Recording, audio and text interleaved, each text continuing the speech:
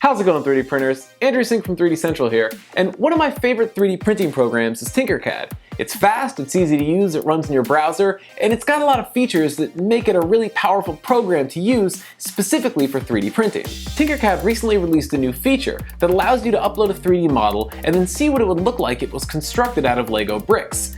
This is a really cool feature, and I wanted to give it a try. So I uploaded a model of the 3D Benchy, which is a model designed by Daniel Naray, also of OpenRC fame, and I wanted to see what would happen if I took this model and constructed it out of LEGO bricks, and that's exactly what I did. I made this.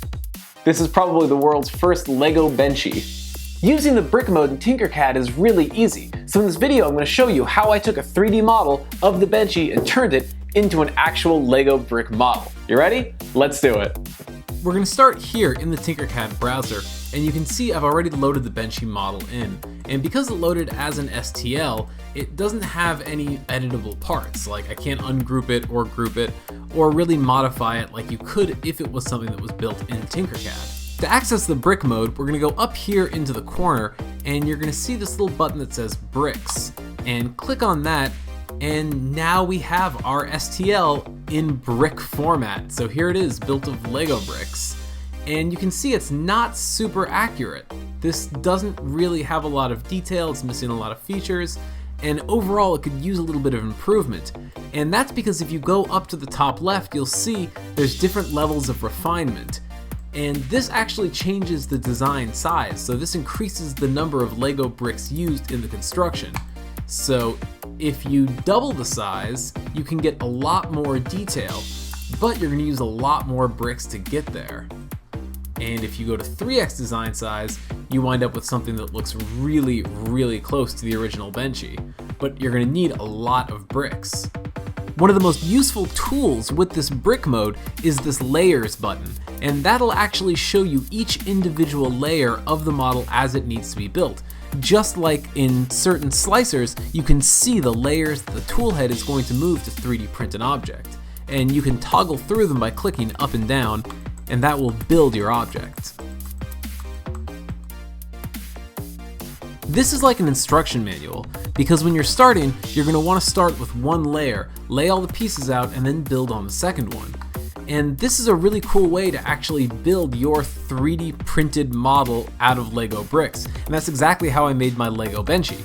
I took all of these pieces and built it up layer by layer. Now it can be confusing because sometimes you have pieces like these right here, where they're actually not supported by anything, they're just sort of floating in midair. Here's a 1x1 that's floating, and it connects to the layer above it that is also floating.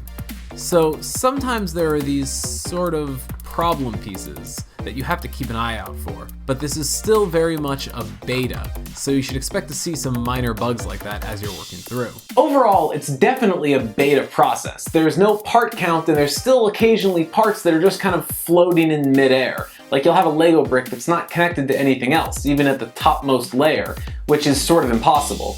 I'm sure Tinkercad is planning to sort all this out, so in the meantime, just treat it like an extra cool feature. Mine was made with a little bit of improvisation, so there's some parts that I added, like the steering wheel in the center, and part of the smokestack on top. I'm including a link in the description where you can sign up for Tinkercad. It's a really fun program and I definitely recommend giving it a shot. I'm also including download links to all the files that we used in this video in the description, so you can go download them and give them a shot. Big shout out to My Mini Factory for sending the entire 3D Central crew some My Mini Factory shirts.